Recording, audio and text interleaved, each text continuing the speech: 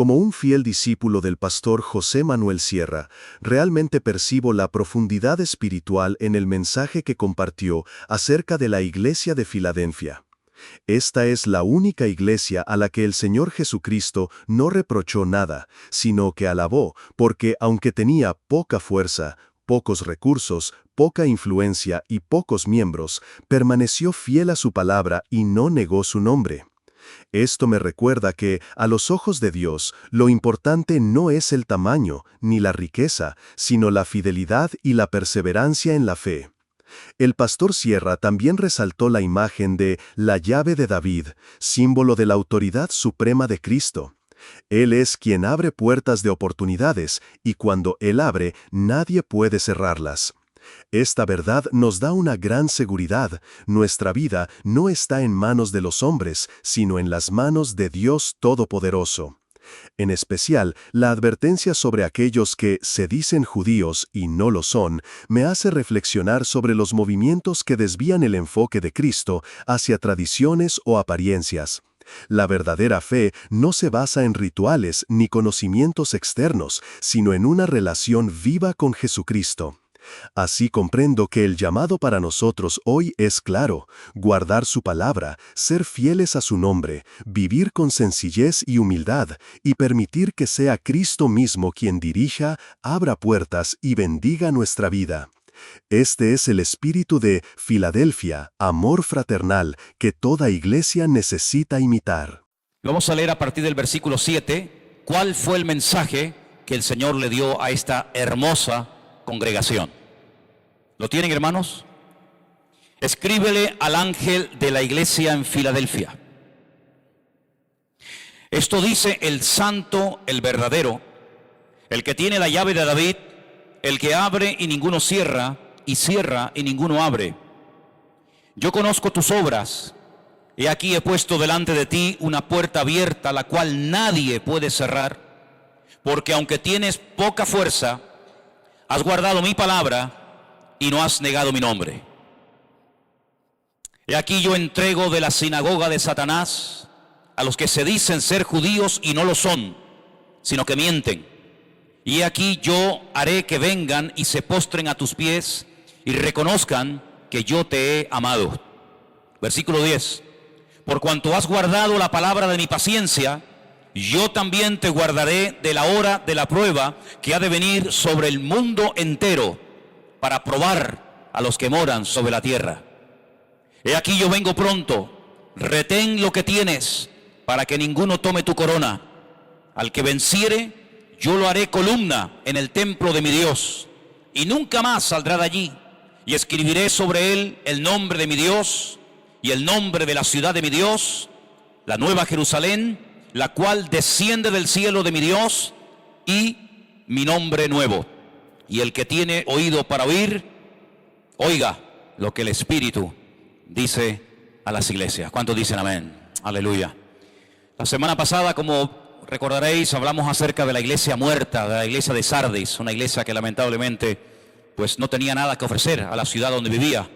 Una iglesia que fue poco a poco apagándose, entró en una crisis espiritual tremenda, de la cual podía haberse recuperado, de la cual podía haberse arrepentido, y podía haber otra vez vuelto a encenderse la llama, el fuego en la congregación, pero todos sabemos lo que pasó. No hicieron caso y la iglesia terminó desapareciendo. A 56 kilómetros de esta ciudad de Sardis se encontraba la iglesia de Filadelfia, la ciudad de Filadelfia, que fue fundada por un rey llamado Atalo II en el año 189 antes de Cristo. La ciudad no siempre se llamó Filadelfia, la ciudad llegó a tener hasta 3 y 4 nombres diferentes, tal vez el más conocido sea Filadelfia, pero también se llamó en una época Neo Cesarea, la nueva Cesarea, porque en el año 17 después de Cristo, la ciudad sufría constante y permanentemente de terribles terremotos que la destruían completamente. Y ya digo, en el año 17 un terremoto destruyó completamente la ciudad de Filadelfia, y el emperador romano Tiberio César la reconstruyó, y por eso en honor al César se llamaron durante un tiempo Nueva Cesarea o Nuevo César. Una ciudad que continuamente era afectada por terremotos. El nombre, me gusta siempre decir el nombre, el significado de los nombres, en este caso significa amor fraternal. Se cuenta que había dos dirigentes políticos, dos hermanos que se amaban, se respetaban mucho el uno al otro, y de ahí el nombre de Filadelfia, amor fraternal o amor a los hermanos. No sabemos absolutamente nada del origen, quién fundó, ni cuándo, ni cómo estableció esta congregación en la ciudad de Filadelfia. Probablemente directa o indirectamente por la labor misionera, evangelizadora de Pablo, por medio de los obreros que él mandaba desde la ciudad madre de Éfeso, tal vez. En la actualidad, esa ciudad se llama Al-Asher, que significa la ciudad de Dios. Es una ciudad árabe, en Turquía, pero es la única ciudad de las 7 que se mencionan en el libro del Apocalipsis, donde todavía, 2000 años después, hay aproximadamente unos 2.500, 3.000 cristianos coptos, coptos y algunos también ortodoxos. En todas las demás no existe cristianismo. Y en la actualidad, ya digo, la iglesia griega tiene allí un montón de congregaciones que suman más o menos el número de creyentes que les acabo de mencionar. Ahora, me llama mucho la atención la forma como el Señor se presenta a la iglesia. Saben que el Señor a cada una de las iglesias del libro del Apocalipsis se presenta de una forma diferente. En este caso, versículo 7, Él se presenta como el santo, como el verdadero y como el que tiene la llave de David. La palabra santo es una palabra muy importante en la Biblia. Significa apartado, significa consagrado, significa diferente. Él se presenta a la iglesia como el escogido de Dios, como el apartado por el Padre para poder traer a la raza humana a los pies del Padre totalmente humillada y arrepentida. No se presenta como un Dios más, sino se presenta como el verdadero, como el genuino, como el auténtico. Nuestro Dios no es un Dios más. Amén, hermanos. Hay un montón de dioses y el nuestro es uno más. No. Es el único y verdadero Dios. No existe ningún otro Dios fuera de Él. Por eso tenemos el mandato bíblico, palabra que por cierto el Señor Jesucristo le recordó al diablo en el desierto de Judea. Al Señor tu Dios adorarás y a Él solo servirás. ¿Cuántos dicen amén? Él es el genuino, el auténtico, el que es totalmente diferente a todos los demás dioses ocultos. Pero hay una expresión que yo quisiera aclararla un poco, porque es una expresión que a lo mejor no se entiende, y es el que tiene la llave de David. Esta expresión no es una expresión nueva.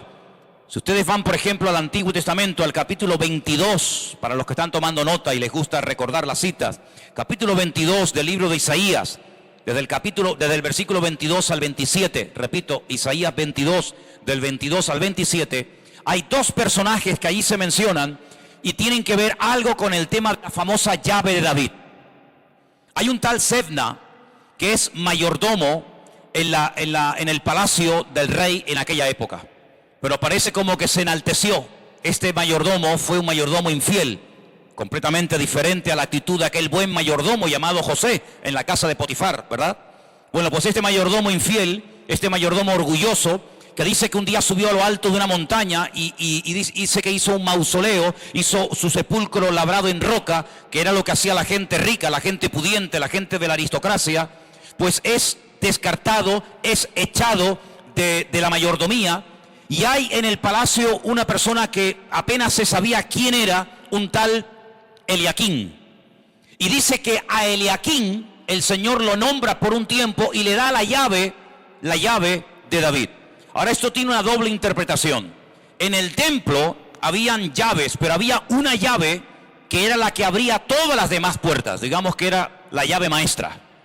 Y habían porteros, y habían personas que a lo largo de todo el día, incluido la noche, pues daban rondas y vigilaban para que los enemigos no hicieran nada malo en la casa del Señor, en el templo de Jerusalén. Y había uno que era el que se colgaba la llave al cuello, una llave bastante grande, y era el que tenía la autoridad de abrir o de cerrar, de permitir la entrada o de prohibir la entrada a ciertas y a determinadas personas, e incluso diferentes horarios. Pero también la llave de David es una expresión de linaje de David. En otras palabras, la autoridad para poder ocupar el trono del rey David se traspasó a Eliaquín. Y de ahí viene el hecho de que el Señor Jesucristo, que si ustedes leen los árboles genealógicos, la genealogía del Señor Jesucristo, tanto por parte de padre como por parte de madre, él formaba parte, él estaba entroncado con la casa de David, porque David era de la tribu o de la familia del rey de Judá. Ahora, algunos dirán, pero ¿cómo la tribu de Judá tuvo, digamos, el cetro, la capacidad de gobernar? Los reyes tenían que ser de la tribu de Judá, si Judá no fue el primogénito. El primogénito de Jacob no fue Judá. ¿Quién fue? Fue Rubén, efectivamente. Pero Rubén cometió un pecado terrible. Rubén hizo algo que desagradó a Dios y desagradó a su padre. Y los derechos de primogenitura, recuerden que la bendición siempre la recibía el primogénito. Y son palabras que están enraizadas. Bejor significa, es primogénito en hebreo. Berajá es bendición. Si el que recibía la bendición más grande era el primogénito, y también la bendición espiritual. Él perdió sus derechos y pasaron a formar parte de Judá. Así que ningún rey podía ser de ninguna otra tribu más que de la tribu de Judá. Y el Señor Jesucristo, que está entroncado con la casa de David, tanto por parte de padre como por parte de madre, se presenta a la iglesia de Filadelfia diciendo: yo soy el que tengo la autoridad, yo soy el legítimo heredero, no estoy usurpando como hicieron los macabeos. Si ustedes estudian la historia de los macabeos, hasta el día de hoy no están muy bien vistos dentro de algunos círculos religiosos judíos, porque no eran descendientes de la tribu de Judá, pero sin embargo ellos quisieron ocupar cargos como de reyes y de gente importante de la nobleza cuando no tenían ese derecho. Pero el Señor Jesucristo es el hijo de David por descendencia, el hijo de Dios, ¿verdad? Y por lo tanto él se presenta ante la iglesia de Filadelfia diciéndole: yo soy el verdadero, yo soy el santo, el apartado, el que soy diferente a todos los demás que intentaron usurpar y echar a los demás. Yo vengo con las llaves, yo tengo la autoridad, yo soy el que abro, yo soy el que cierro. Y cuando se presenta a la iglesia, esto trae una cierta paz de decir: este no es un impostor. La Biblia dice, él lo comentó en una ocasión en Juan capítulo 10, que las ovejas tienen un sentido, saben diferenciar la voz de su pastor de la que no es su pastor. Y las ovejas se fían de seguir a ese hombre porque saben que la voz de ese hombre es la de su pastor. Pero dice que cuando viene un asalariado, cuando viene un impostor y un falso, no le siguen porque las ovejas no reconocen su voz. Entonces lo que el Señor Jesucristo está haciéndole a la iglesia de Filadelfia es decirle: tranquilos, yo no soy como la Jezabel de la iglesia de Sardis, que venía diciendo que era profeta y al final no era nada, era una impostora. Yo no soy como los de la doctrina de Balaán, que venían como enseñando algo muy interesante y muy novedoso y al final, perdonen, les salió el tiro por la culata. Yo no soy como los de la doctrina de los nicolaitas, que también se mencionan en otras iglesias que hemos estudiado, sino que yo soy el santo, el genuino, el verdadero, el que tiene la llave, el respaldado y el avalado por el Padre. No se olviden que una de las pocas veces que se ha oído en la historia de la humanidad la voz audible de Dios fue el día que Jesús se bautizó en el río Jordán. Dice la Biblia que mientras él era bautizado en el río Jordán por Juan el Bautista, se oyó la voz audible de Dios, el Creador, el Padre, diciendo: este es mi Hijo amado, en el cual deposito toda mi confianza, al cual apoyo, al cual avalo, en el cual me gozo. Este es mi Hijo amado. Y por lo tanto, cuando él se presenta a la iglesia de Filadelfia, la iglesia de Filadelfia quiere saber a quién le va a abrir la puerta. No nos podemos fiar de cualquier persona, por muy cristiano, apóstol, evangelista o pastor que se llame.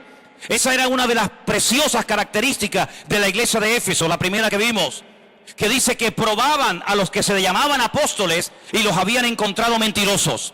Por lo tanto, la iglesia de Filadelfia tiene que estar tranquila de que la voz, el mensaje que van a recibir no es de un impostor, no es de un falso profeta, no es de un falso apóstol, sino es la voz del santo, del verdadero y del que tiene la llave de David. ¿Cuántos dicen amén?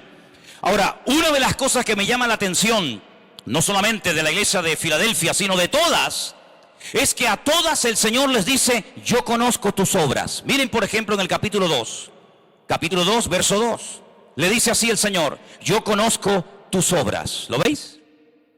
Yo conozco tus obras. Pero no solamente se lo dice a ellos, sino se lo dice a la iglesia de Esmirna, versículo 9: yo conozco tus obras. También se lo dice a la iglesia de Pérgamo, versículo 13: yo conozco tus obras. Ya van 3. Pero también se lo dice a la iglesia de Tiatira, versículo 19, yo conozco tus obras. La semana pasada, cuando vimos la iglesia de Sardis, también el Señor le dice en el capítulo 3, verso 1, yo conozco tus obras. Ahora se lo dice a esta, versículo 8, yo conozco tus obras. Y vamos a ver que también la próxima semana, el versículo 15, le dice a la iglesia de la Odisea, la última, yo conozco tus obras. El mensaje para cada iglesia es diferente. La recompensa es diferente. El tratamiento es diferente. Pero a todas hay algo que le dice igual. Bueno, realmente 2 cosas. A cada una de las iglesias le dice al final, el que tiene oídos para oír, oiga lo que el Espíritu dice a las iglesias. Eso se lo dice a todas. Pero también a todas les dice, yo conozco tus obras, yo conozco tus obras, yo conozco tus obras. Es decir, sé perfectamente lo que habéis hecho y lo que estáis haciendo en la actualidad. Y es que nuestro Dios no es un Dios ni sordo, ni mudo, ni ciego. ¿Cuántos dicen amén? Él sabe perfectamente todo lo que hemos hecho para Él, no para nosotros, no para atraer la atención hacia nosotros mismos, no para decir, que aquí estoy yo, mírenme a mí, sino todo lo que hemos hecho para la obra del Señor en el pasado. Él ha tomado muy buena nota y jamás el Señor olvidará nada de lo que hemos hecho para Él. Pero en la actualidad, si también estamos haciendo algo, el Señor también los conoce y también lo sabe. Pero no solamente eso, sino que lo que me ha llamado la atención es que no solamente el Señor enfatiza el hecho de que Él ve lo que estamos haciendo o lo que hemos hecho, sino con qué actitud lo hicimos y con qué actitud lo estamos haciendo. Porque aquí no se trata de hacer un montón de obras y de hacer un montón de cosas para ir acumulando méritos, para que el día de mañana le pueda presentar en un momento determinado en mis oraciones mi currículum al Señor y decirle, oye, que yo hice esto, por lo tanto ahora me tienes que ayudar, por lo tanto ahora me tienes que responder. No, no es esa la actitud. No estamos acumulando méritos. ¿Cuántas veces yo les he dicho a ustedes que dentro del mundo del judaísmo se enfatiza mucho este tema, hasta la saciedad? Los méritos, los méritos, los méritos. He orado, he diezmado, he ofrendado, he cantado, he dado limosna, he ayudado a este, he ayudado al otro, voy como acumulando méritos. Y cuando llega un momento de urgencia en mi vida, me acerco delante de Dios y le digo, escucha bien, mira, he hecho esto, ayudé a fulanito, a menganito, le di a este tanto, a la otra tanto, por lo tanto a mí me tienes ahora que responder y no me puedes negar lo que te estoy pidiendo. No es con esa actitud que hacemos las cosas, no es con esa actitud. No hacemos cosas para comprar a Dios, ni ahora ni en el futuro. No hacemos las cosas para sorprender a Dios o para obtener favores, no. Las obras son muy importantes, por supuesto que sí. Espero que hayan prestado atención a la lectura de esta tarde. Santiago capítulo 2, la fe sin obra está muerta. Mucha fe, pero no haces nada.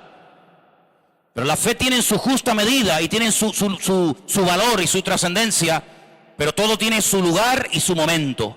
Las obras son el resultado de que yo he entendido el Evangelio y que la vida cristiana no es una vida pasiva, es una vida activa. Es el fruto que da una semilla que un día se plantó en mi vida. No es que hago obras para ganarme a pulso la salvación, porque eso sería orgullo. Al fin y al cabo me gané la salvación por lo que hice, que di. No. Sino que es el resultado de mi amor hacia el Señor y mi amor hacia la obra del Señor. Es el resultado de que yo he entendido que ahora que he conocido a Cristo, no puedo permanecer inactivo, sin hacer nada, y venga a oír, sino que el oír y el conocer me compromete y me lleva a la acción. Y esas son las obras de las cuales habla el Señor. No obras para decir, mira, yo di tanto, mira que yo di cuánto, mira que aquí estoy y mira lo que hemos dado. No es con esa actitud. De hecho, si se hizo algo con esa actitud, eso se llama obras muertas, que no sirven para nada, que no dan gloria a Dios, sino que lo que le dan gloria es a la familia tal o a la familia cual. Aquí en Tenerife he visto, no muchas, pero hay algunas iglesias que cuando entras, te encuentras en los bancos de la iglesia algunas chapitas con nombre. Y por cierto, no es el nombre del fabricante del banco, sino es el nombre de la familia que lo donó. Vayan, por ejemplo, al Taoro, en el Puerto de la Cruz. Hay algunas iglesias evangélicas por allí. Y cuando entras, ves que en el banco dice, donado por la familia tal. Te acercas a un cuadro, te acercas a cualquier cosa, abajo, donado por la familia cual. Te acercas al piano, hay una chapita que dice donado por la familia cual. Jamás en mi vida yo podría pastorear una iglesia así. Porque cuando entro a la iglesia no quiero ver nombres de la gente que han hecho cosas, sino al que quiero ver cuando vengo aquí es al Señor, su palabra, su persona. Y no quiero ver nombres de personas. En la casa de Dios no son nuestros nombres los que tienen que aparecer. El único nombre que tiene que aparecer en todo tiene que ser el nombre del Rey de Reyes y Señor de los Señores. A Él sea la gloria y la honra y a nadie más. ¿Cuántos dicen amén? Y a nadie más. Gloria a Dios. Sí, son importantes las obras, claro. Pero no para presumir, no para acumular méritos y decir, mira, cuánto valgo. Dice la Biblia que había una vez uno que fue al templo a orar y le decía a Dios, mírame bien, porque no hay dos como yo en esta tierra, ¿eh? Yo no soy como este publicano, desgraciado. Yo doy diezmos de todo lo que gano, y yo oro, y yo ayuno, y yo. El Señor dice que no bajó justificado de su presencia, mientras que el otro decía, no soy digno ni siquiera ni de levantar la cabeza. Si vas a hacer algo donde va a aparecer tu nombre, mejor que no lo hagas. Porque el Señor conoce tus obras y conoce lo que hicimos y lo que no hicimos y por qué lo hicimos. El Señor lo sabe. Ahora, me llama la atención, hay una serie de características muy hermosas que esta iglesia tenía. Quiero leerlas. Dicho sea de paso, cuando hace 15 años nosotros vivíamos en Madrid y pensábamos en volver a Tenerife y abrir una obra, orando un día en el campo, en un lugar que había miles de olivos. Le pedí al Señor que me mostrara alguna palabra, que de alguna manera encontrara algún texto que me animara a decir, bueno, voy para allá otra vez. Y vine aquí, me parece que fue en el bolsillo con 15 céntimos. Así, eso fue con lo que vine aquí a Tenerife hace 15 años, sin nada. Y el Señor me dio esta palabra. Una palabra que para mí ha sido lo que me ha sustentado todos estos años. Yo conozco tus obras, he aquí que he puesto delante de ti una puerta abierta, la cual nadie puede cerrar. Nadie puede cerrar. Porque aunque tienes poca fuerza, has guardado mi palabra y no has negado mi nombre. Esa fue la palabra que Dios me dio. Y es una palabra que está en este capítulo y hace referencia a la iglesia de Filadelfia. No es un reproche, tienes poca fuerza. ¿A qué se refiere cuando el Señor dice que tienen poca fuerza? ¿Que no había musculitos en la iglesia? ¿Que no había culturistas dentro de la congregación? No. Poca fuerza tiene tres posibles explicaciones. Primero, que eran pocos miembros dentro de la congregación. No era una iglesia de miles y miles de personas como era, por ejemplo, la iglesia de Éfeso, que llegaron a pasar los 250.000 miembros en aquella época. Era una iglesia probablemente modesta, pequeña, en membresía. Poca fuerza significa que no tenía mucho poder adquisitivo, no era una iglesia rica, como por ejemplo la que vamos a ver la semana que viene, que dice que era una iglesia rica, hasta el punto que decía, nos hemos enriquecido y no tenemos necesidad de nada. Tremendo. La iglesia de Filadelfia era una iglesia de poca gente, de poco poder adquisitivo y de poca influencia en la sociedad. No había mucha gente, digamos, con cargos importantes que pudieran tener una influencia en la sociedad de la época, sino que era una iglesia sencilla, era una iglesia humilde. Pero a pesar de eso, no se quejaban. A pesar de eso, no vivían con envidias, no vivían con una insatisfacción, sino que dice que habían guardado el testimonio en la ciudad. Habían guardado el testimonio del Evangelio. En otras palabras, el que fueran pocos no significa que se dejaran absorber, cambiar y manipular por lo que eran muchos fuera de la iglesia. Hermanos, nunca te sientas como una minoría, aunque en el instituto, en la universidad, en tu familia, en tu barrio o donde estés, seas el único adorador del Dios vivo y verdadero. No te sientas nunca como un bicho raro, pero procura siempre guardar un buen testimonio y un buen ejemplo, aunque seas tú solo. Porque tú y yo nunca estaremos solos, porque el Señor siempre estará con nosotros. ¿Cuántos dicen amén? Así que no hace falta ser muchos para dar un buen testimonio al mundo. No hace falta tener mucho dinero para agradar al Señor, sino lo que hace falta es ser leales y ser fieles y ser constantes. Seamos 10, 20, 1000 o 20.000, da igual. Lo importante no es el número. Y no siempre el número, no siempre la cantidad está relacionada directamente con la bendición de Dios, sino que tenemos que partir de la base de que donde estemos, trabajando, estudiando, en paro, en un barrio pequeño, en un barrio grande, da igual, mi vida tiene que marcar una diferencia. Tenemos poca fuerza, tenemos poca influencia, somos pocos, no tenemos mucho dinero, pero no importa, pero el Señor está con nosotros y el Señor nos va a ayudar a mantenernos y a tener encendida la luz para la gloria del Señor. ¿Cuántos dicen amén? Son características que sinceramente me han llamado mucho la atención. El Señor le promete a la iglesia abrirle puertas. Qué bueno, ¿eh? Hermanos, deja que sea el Señor el que vaya adelante abriéndote las puertas. No las abras tú. No las abras tú. Porque puerta que tú abras, mañana se puede cerrar. Pero puerta que el Señor abra, jamás nada ni nadie la podrá cerrar. El diablo es un experto en cerrarnos puertas. Porque es mucho más fácil cerrar que abrir una puerta, ¿verdad? Pero el Señor siempre quiere ir delante de nosotros y nos quiere abrir puertas. Y puertas significa oportunidades.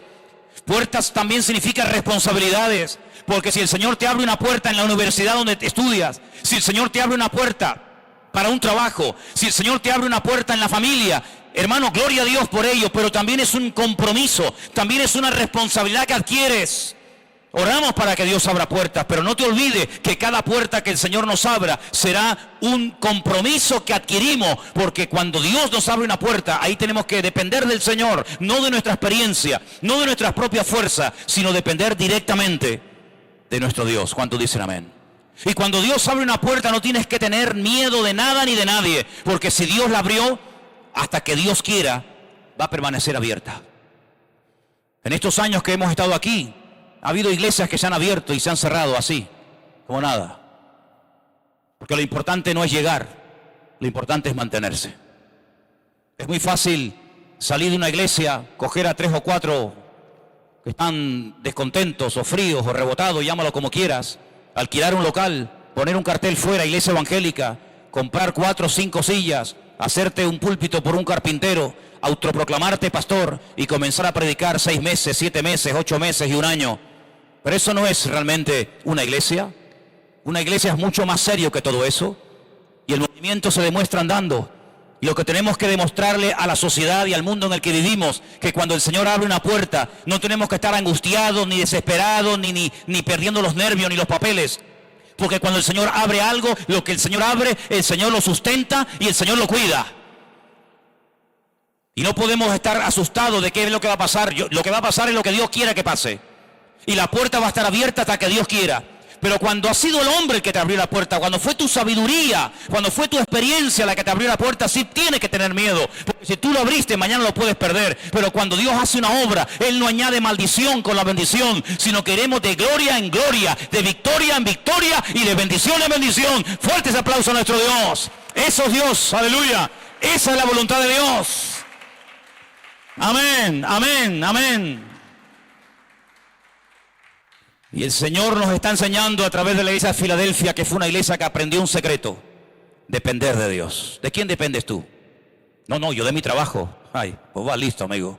Y cuando no lo tengas, se acabó la fe, se acabó el gozo, se acabó todo. Nosotros no dependemos de lo que tenemos, nosotros dependemos de lo que somos. Y se nota que cristiano vive dependiendo de lo que es, y se nota que cristiano vive dependiendo de lo que tiene. Se nota a la legua. Pero cuando tú dependes del Señor, puedes dormir en paz. Cuando tú dependes del Señor, sabes que el Señor te protege, que el Señor te cuida de cosas que conoces y de cosas que ignoras y que no te vas a enterar hasta que llegues a su presencia. Pero cuando el Señor abre una puerta, dice la Biblia, nadie la puede cerrar. Pero cuidado, cuando el Señor cierra una puerta, por más que te empeñes, tampoco nada ni nadie la podrá abrir. Por lo tanto, lo que tenemos que pedirle al Señor: Señor, solamente me interesa atravesar las puertas que tú me hayas abierto a mí. No quiero entusiasmarme, ni animarme, ni tener las cosas como un juguete, sino solamente quiero atravesar las puertas que tú me hayas abierto. Y las cosas que no vienen de Dios, no las quiero. Porque solamente lo que Dios nos da es lo que permanece y lo que trae bendición a tu vida. ¿Cuántos dicen amén? La hora de la prueba, pero fíjate qué interesante, porque extiende la hora de la prueba a todas las naciones de la tierra. No habla de pruebas personales solamente. No habla como a la iglesia que vimos de Esmirna, advirtiéndole, prepárense que viene persecución. Cuando dijimos, ¿se acuerda? Y vienen 10 días de persecución. Dijimos que el número 10 es sinónimo de la palabra varios. Vienen varios tiempos, viene un tiempo de persecución. Sino que ahora dice que la prueba va a abarcar no solamente a la vida personal de la iglesia, la vida de los creyentes, sino la prueba va a afectar a todo el mundo. Y hay que estar ciego, hay que estar realmente ciego para no darse cuenta de que esa hora de prueba hace ya algún tiempo que comenzó. Todas las naciones de la tierra están siendo tocadas y sacudidas de una manera u otra. Mires a donde mires, no hay ni un solo continente en este momento que tenga paz y seguridad y tranquilidad y donde todo vaya sobre ruedas. No hay ni un solo en medio de las circunstancias de la vida. Y tenemos que orar, Señor, nuestra iglesia aquí en Garcilaso de la Vega tiene que ser columna y baluarte de la verdad. Que la gente diga, allí hay una farmacia, allí hay un supermercado, aquí hay un bar, más allá hay una tienda de no sé qué de la piel, pero allí se predica la verdad, el evangelio de Jesucristo. Ese es el testimonio que tenemos que dar un día y otro día y otro día, pero no solamente aquí no hace falta, aquí no pasa nada. Sino cuando salgas a la calle, compórtate como una columna.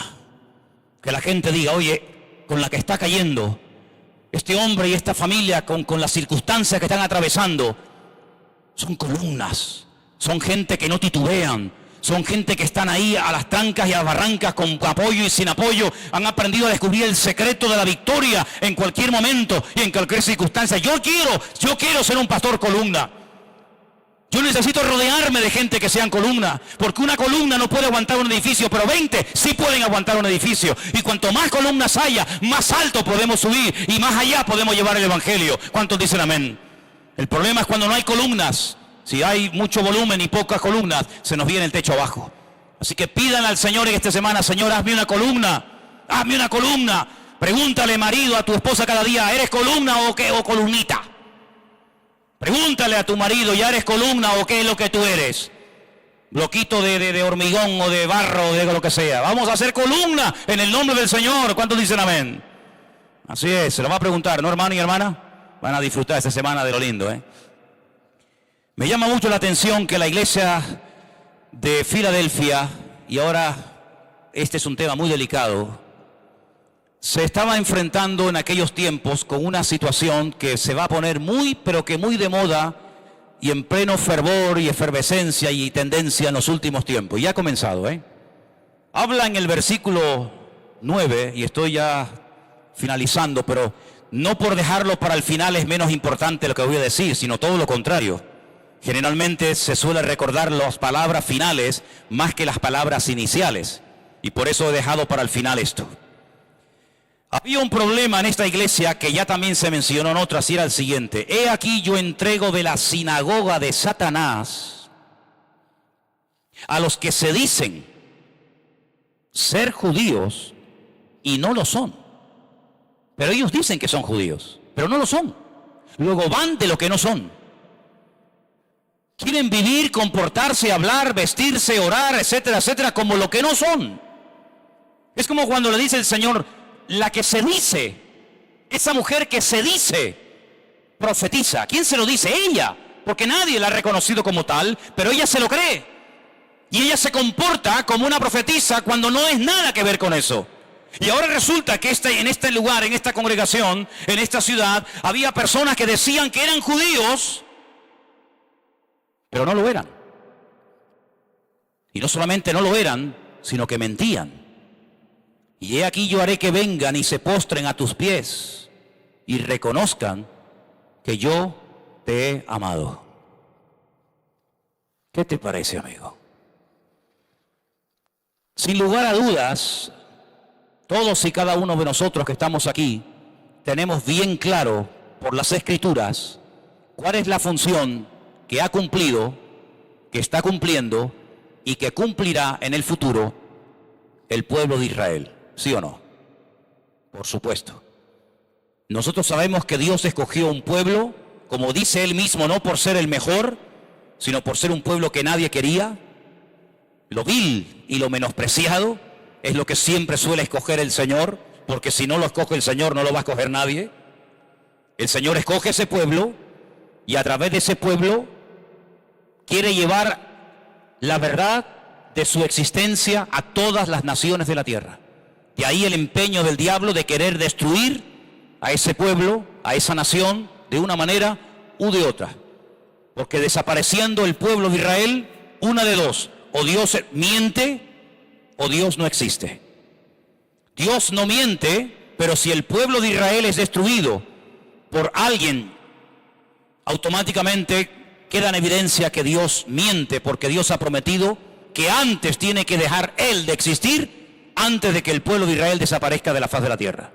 Por lo tanto, si alguien pudiera destruir a ese pueblo, significa que Dios mintió. No, es todopoderoso para proteger, para cuidar y para defender a ese pueblo con todos sus defectos y con todas sus virtudes. Y si alguien fuera capaz de destruir a ese pueblo, o Dios les mintió, y por lo tanto también a nosotros, porque su palabra nos ha llegado de rebote a nosotros, o simplemente la existencia de Dios es un mito y no existe. Por lo tanto, que quede bien claro que en esta congregación y en este ministerio amamos y oramos cada día por el pueblo de Israel y por la ciudad de Jerusalén, porque es un mandato bíblico, que tenemos que orar por la paz de la ciudad de Dios, la ciudad del gran rey, que se llama Jerusalén, ciudad de paz. Eso dice la Biblia. Y como la Biblia lo dice, yo lo hago y punto. Ahora bien, de un tiempo a esta parte, y esto viene ya de hace unos años atrás, se ha puesto como de moda todo lo judaico, todo lo que tiene que ver con Israel. De hecho, en las 5 o 6 veces que he estado en Estados Unidos, he visto muchas congregaciones que han perdido casi su identidad. Y todo automáticamente ha cambiado, porque incluso se enseña como clase obligatoria a los miembros de la iglesia hablar en hebreo. Porque como es el idioma de Dios, cuando lleguemos al cielo, a su presencia, dicen ellos que los que no hablan hebreo no podrán ni hablar ni entender a Dios. Es increíble, ¿eh? Increíble. Y son iglesias donde hacen todo tipo de danzas y todo muy bonito, todo muy bonito. No hay ningún problema en danzar, en poner una menorá, todo eso está muy bien. Pero el diablo es tremendamente astuto. Y el diablo, una de las estrategias que va a utilizar en los últimos tiempos es quitarle importancia a la obra del Señor y realzar aspectos y costumbres y prácticas que apuntan todas y cada una de ellas a Cristo. Y en el momento en el que nos olvidamos de la figura principal, que es el Señor, y comenzamos a prestarle más importancia a las cosas que al Creador y al Señor, lo que estamos haciendo, queriendo sin querer, es desplazar de su legítimo lugar y posición al Rey de Reyes y Señor de los Señores. Lo más importante en la vida cristiana no es hablar hebreo, es amar a Dios por encima de todas las cosas. Lo más importante en la vida cristiana, hermano, no es aprender 10 o 15 palabras en hebreo y parece que hemos descubierto la pólvora y nos olvidamos que hablemos o no hablemos hebreo. Lo que tenemos que hablar es cada día con nuestro Señor Jesucristo en el idioma que tengamos. Lo más importante no es lo que hacemos, sino lo que somos. Y cuando nosotros creemos que por lo que hacemos somos mejores que los demás, incluso se llega a menospreciar a ciertas y determinadas personas, estamos cometiendo un error gravísimo, porque la Biblia dice que el primero es amar a Dios sobre todas las cosas, pero el segundo es amar al prójimo como a ti mismo. Y en los últimos tiempos estoy conociendo y hablando con personas que ya no saben ni dónde congregarse, porque claro, ya saben 14 palabras o 20 palabras en hebreo y ya son ellos más grandes que el patriarca Abraham. Personas que se han llevado alguna desilusión, que se han podido llevar alguna desilusión, algún desengaño en alguna congregación de las que han estado, porque las iglesias no son perfectas. Y si no, miren el panorama que estamos analizando cada semana. La iglesia de Sardis, muerta; la otra, falsa profecía; la otra, divisiones internas; la otra, falsa doctrina. No hay ninguna que se escape, porque las iglesias están compuestas por seres humanos, y donde haya un grupo de seres humanos hay imperfección. porque el único perfecto es Dios. Por lo tanto, si usted busca una iglesia perfecta, le aconsejo que busque otra inmediatamente, porque aquí no somos perfectos. Aquí venimos a cambiar, a querer cambiar, pero si busca perfección, no la va a encontrar. Porque las iglesias son hospitales del alma, donde vienen heridos, apaleados, maltratados, humillados, gente con la autoestima por el suelo, etcétera, etcétera. Y aquí venimos con la ayuda del Señor a levantar cabeza y a intentar con su ayuda a dejar y a romper las ataduras que durante años nos amargaron la vida. Eso es la iglesia. Y entonces, ¿qué ocurre? Que hay personas que, por lo que sea, se llevaron una desilusión, un desengaño o tal, y entonces comienzan a congregarse solos en su casa. Y comienza a circular una gran mentira, que es una cosa que repiten continuamente, es como si lo hubieran aprendido de memoria. Da igual si viven en Burgos, o viven en Estados Unidos, o viven en la Patagonia. Los que se meten en este mover judaizante, una de las cosas que dicen es que nuestra Biblia está mal traducida. Y claro, como nuestra Biblia está mal traducida, pues no nos podemos fiar de ella. Nada más lejos de la realidad. Yo he estado, como ustedes saben, muchísimas veces en Israel. Y no voy como un turista religioso. Voy con grupos, como bien saben ustedes, pero también a título personal voy y hablo con rabinos, y voy a sinagogas y a yeshiva, y hemos comido en casa con rabinos, etcétera, etcétera. Y para la gloria de Dios lo digo muchas veces, no una ni dos, muchas veces. Ellos mismos me dicen, ¿cómo sabes tú todo eso de la Biblia? ¿Quién te enseñó todo eso? Porque todo nuestro conocimiento de la Biblia, que hubo un personaje llamado Abraham, otro Jacob, otro José, otro David, otro Moisés, que hubo un pueblo que estuvo esclavos en Egipto, que salieron, que se abrió el Mar Rojo, que conquistaron la tierra prometida, que cayeron los muros de Jericó, etcétera, etcétera, etcétera. ¿De dónde nos ha venido toda esa información? ¿De dónde nos ha venido esa enseñanza? De la Biblia, de la palabra de Dios, en español. O usted si la lee en inglés, o en chino, o en árabe, o en polaco, me da igual. La Biblia no tiene un problema terrorífico de traducción y que dice en español totalmente al revés de lo que dice en hebreo. No, eso es falso. Pero eso es uno de los argumentos que presentan los que van de judíos sin ser ni judíos ni cristianos. Porque al final se quedan en terreno de nadie. Ya no son ni cristianos, pero tampoco son judíos. Porque el judío no se hace, el judío se nace. Si usted nació blanco, usted morirá blanco. Y si usted nació negro, usted morirá negro, menos Michael Jackson, ¿no? Pero generalmente lo que uno nació, eso es lo que hay, amigo.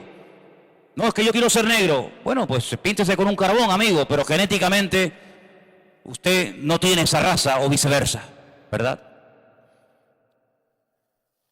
La mayoría de las personas que caen en estas redes de menospreciar la obra de Cristo y comenzar a practicar cosas que todas y cada una de ellas llevan a Cristo, suelen ser generalmente mujeres. Este movimiento nació a través de mujeres descabezadas, frustradas, separadas, de matrimonios donde recibieron humillaciones de todo tipo, incluso físicas. Y son personas que han encontrado algo donde se sienten cómodas y donde se sienten a gusto. Pero hermano querido, yo lo dije hace muy poco y lo vuelvo a reiterar otra vez. Yo he tenido un encuentro, una experiencia personal con mi Señor Jesucristo. Yo no me convertí a ninguna iglesia, ni a ningún movimiento religioso, ni evangélico, ni de ninguna índole. Yo tuve un encuentro personal con Cristo. Yo vine a Cristo endemoniado, enfermo y perdido y extraviado. Y antes de que una Biblia cayera en mis manos, yo fui sanado, liberado y salvado. Y yo no puedo negar mi experiencia con el Señor. Y he comenzado a dudar de que personas que terminan renegando de Cristo y terminan diciendo, bueno, sí, Cristo está bien, pero no tanto. Pues he comenzado a dudar de que a lo mejor nunca tuvieron un encuentro con Cristo.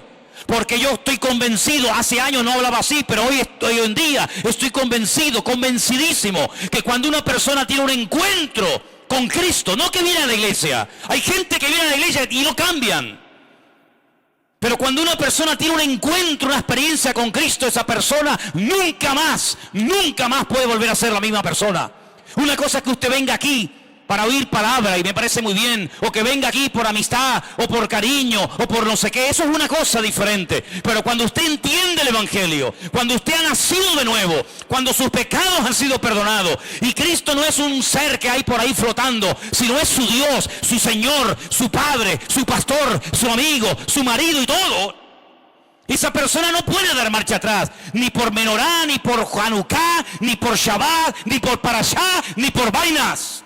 Porque no hay nada que lo pueda desplazar a Él, porque Él es lo más grandioso, porque no hay otro nombre bajo el cielo a través del cual podamos ser salvos. Porque no hay ninguna fiesta, no hay ninguna celebración, no hay ninguna parte de la cultura judía que me atraiga más que al Señor Jesucristo, porque a Él lo amamos y las demás cosas están para servirnos a nosotros y no nosotros servirlas a ellas. Y es una tragedia ver que en aquellos tiempos había gente que tenían envidia de los cristianos. ¿Tú sabes que hay gente que te tiene envidia?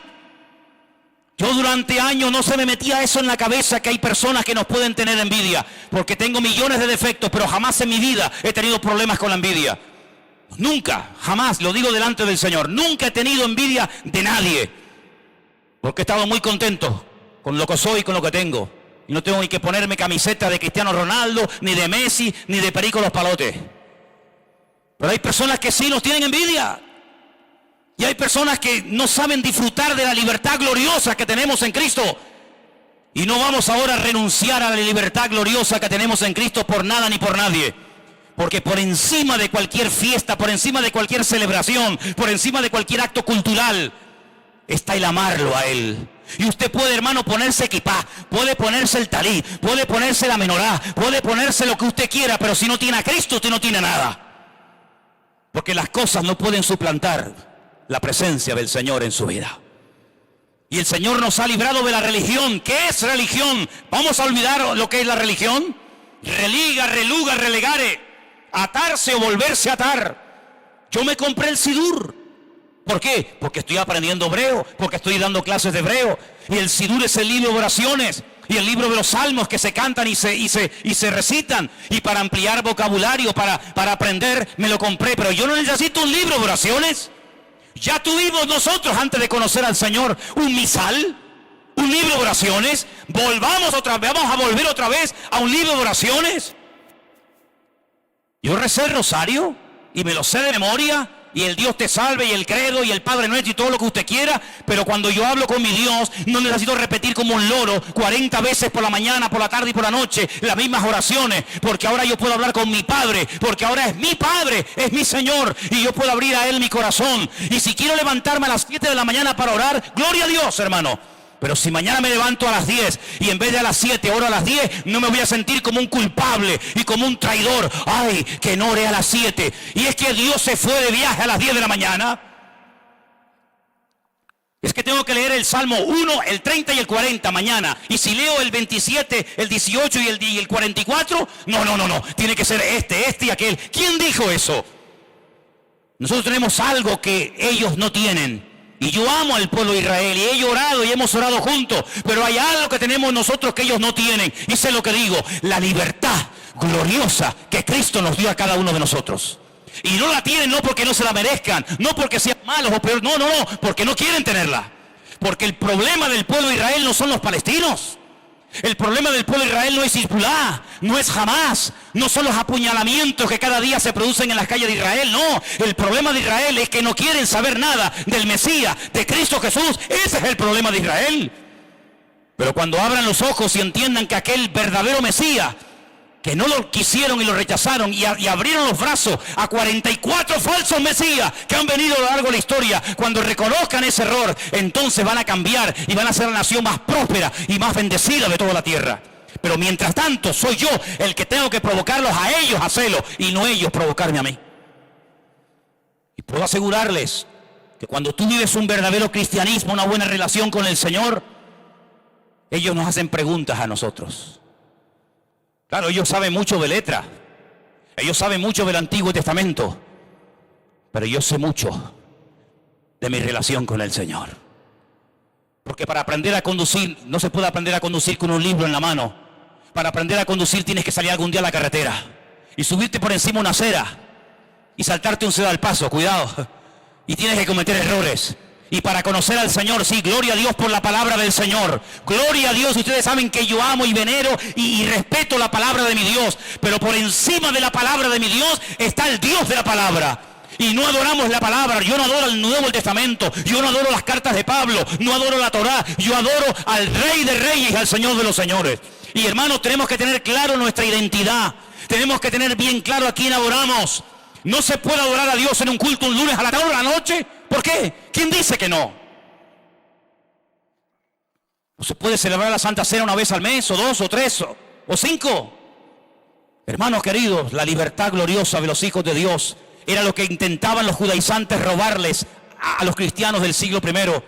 Dice que venían de todas partes y se introducían como falsos hermanos en las congregaciones y le decían, si no circuncidáis y no podéis ser salvos. Y Pablo decía, ¿cómo? ¿Quién dijo eso? Cuando el Señor habló de otra circuncisión, dice, la del corazón. No es todo de apariencia, sino es una obra interna que solamente puede hacer el Espíritu de Dios en nuestras vidas. Y yo le hago una pregunta a todas las personas que están aquí esta noche. ¿Usted qué conoce más? ¿Del Dios de la palabra o de la palabra de Dios? Porque hay gente que sabe mucho de religión. Me pueden dar los nombres de todos los obispos y de todos los papas y de todas las encíclicas y de todos y tantas y tantas cosas. Me parece muy bien. Pero hay una cosa que es lo más importante de la vida y es conocer a Cristo. Porque si usted no conoce a Cristo con todo su conocimiento, usted va a estar condenado por la eternidad. Y eso es lo que el Señor vino a traer a este mundo. Se metían con Él porque decían, mira, tus discípulos no se han lavado las manos antes de comer. Y Jesús le decía, no es lo que entra, es lo que sale, amigo. Donde dice la Biblia, donde hay un mandato que me obligue a mí, la Biblia, a lavarme las manos antes de comer. ¿Es que acaso es malo? ¿Es antihigiénico? No, es buenísimo. Hay que hacerlo, claro. Pero si no lo hago, no soy el pecador más miserable de la tierra, ¿sabes? No pasa nada. No pasa nada. Y si no hago la oración del shaharit por la mañana, y si me olvido de la menjá por la tarde y del arbit por la noche, no pasa nada. Podemos orar de pie, sentados, acostados, por la mañana, por la noche, en un barco, en un avión, en un submarino, tumbados, caminando, de rodillas, da igual. El Señor nos ha llamado a vivir en libertad, no en esclavitud y no en religión. Y hay gente que es muy religiosa y muy poco espiritual. Gente que guarda las normas, la tradición. Hoy no pongamos esto aquí. ¿Por qué? Porque lleva 150 años esto aquí. Y si alguien lo viene a cambiar, se divide la iglesia. Hermanos, la iglesia de Filadelfia, ¿saben qué? Marcó una diferencia.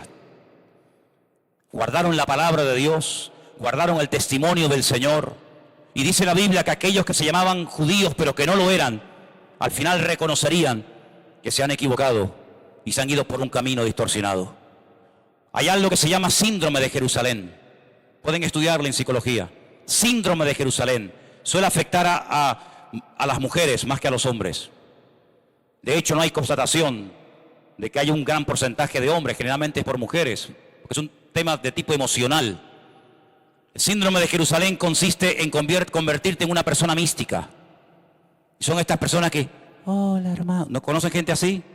Hola pastor, ¿cómo está pastor?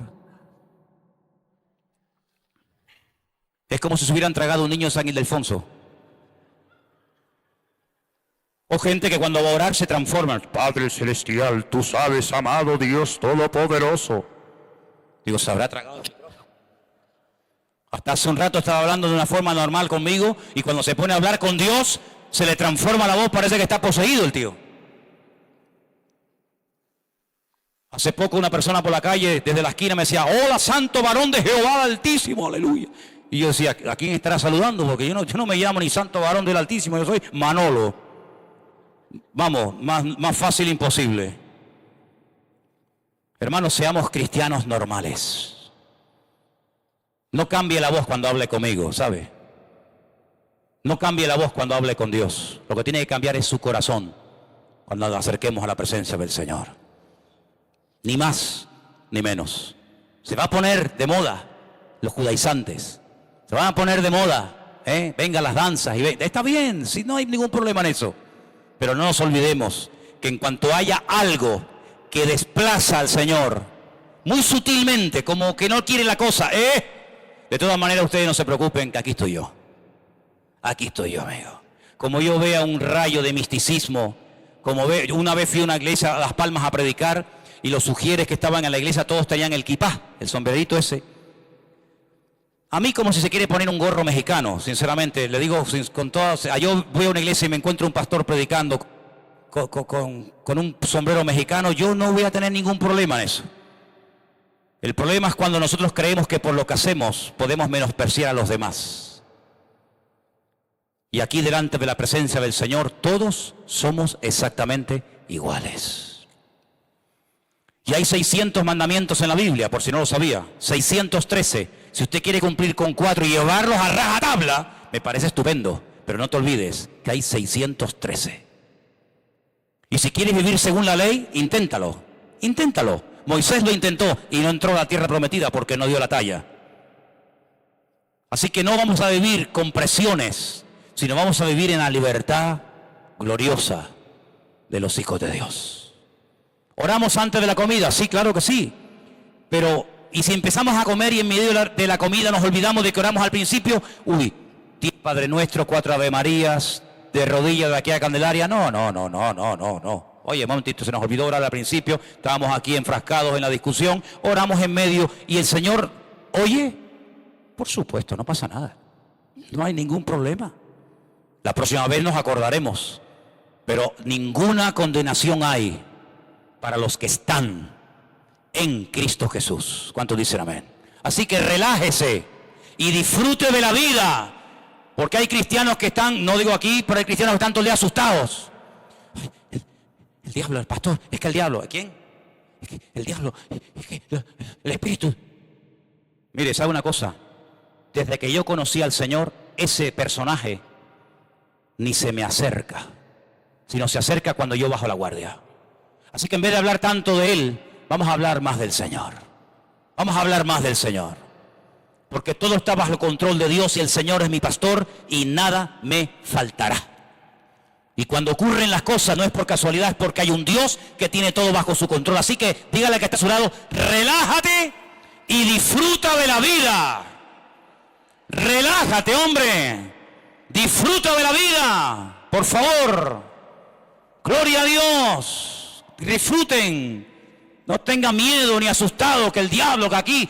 Mire, hermano, una vez leí un libro de una persona que dice que tenía el don, que no aparece en la Biblia, por cierto, pero ella decía que tenía el don de echar fuera demonios. Y cuando oraba por una persona que tenía problemas espirituales de esta índole, dice que se pegaba semanas enteras sin dormir.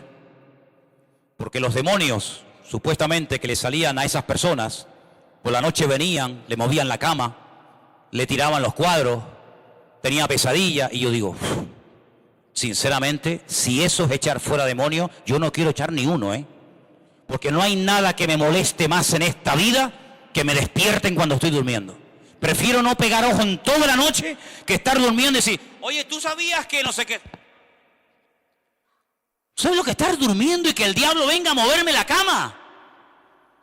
Fuimos a Barcelona un año y una chica se me acercó y me dijo, ay, no vine al campamento donde tú estabas predicando este año porque fui a otro que me dijeron que era buenísimo, y el retiro estuvo increíble. Y me empezó a hablar y digo, pero bueno, ¿y quién fue a predicar? Y dice, no era tanto la predicación, es que se movía, el Señor se movía. Digo, qué bueno que se movía, bueno, pues, no, pero era buenísimo. Y dice, mira, digo, pero cuéntame algo concreto. Y dice, mira, yo estaba durmiendo y en medio de la noche sentía que me estaban haciendo cosquillitas. Digo, ¿y? Dice, los ángeles, Manolo. Los ángeles venían y me hacían así, cosquillitas. Digo, mira, te voy a decir una cosa. A mí un ángel me viene a las 3:30 de la mañana a hacerme cosquillitas y le digo, mira, hazme el favor, Porque a mí cosquillitas me las hace mi mujer. Así que de cosquillitas, estate quietito con las cosquillitas. ¿Me entiendes? No había predicación, no había alabanza, no había estudio bíblico, había cosquillitas. Mire, hermano, vamos a poner nuestra fe en el Señor, vamos a disfrutar de la vida, y cuando usted llega a la casa y oiga, ¡bum!, un ruido, ¿sabe lo que fue? Que se dejó la ventana abierta. No, ay, el diablo no, fue la ventana que se la dejó abierta. Ya está. Ay, que el perro está ladrando mucho, bro. Si lleva 3 días sin comer y sin salir a hacer sus necesidades, el perro está reventado. Sáquelo de paseo, hombre. Uy, huele raro en la casa, será el diablo. No, es que su marido lleva 3 días sin bañarse. Entonces no le esté atribuyendo al enemigo cosas. Disfrute, hermano, disfrute de la vida cristiana. Tenemos el Dios más hermoso, el más poderoso del mundo. Tenemos salud, el Señor está con nosotros. ¿Cuántos dicen amén? Vamos a orar en esta noche, cierra tus ojos. Y dígale al Señor, Señor, enséñame a vivir con alegría, enséñame a vivir agradecido, enséñame a vivir en libertad, no en libertinaje, en libertad. Disfrutar del sol, de la playa, de los hijos, de la mujer, del marido, de la familia, de la ropa, de la comida. Disfrute de la vida, gloria a Dios, que el gozo del Señor es nuestra fortaleza, que ya hay bastante amargura y desanimados y deprimidos en el mundo, que este lugar tiene que ser un lugar que atraiga a la gente. Sí, pero ¿qué tiene esa gente que cantan y alaban y ríen? Lo que tenemos es que el Señor está con nosotros, bendito sea Dios. Aleluya.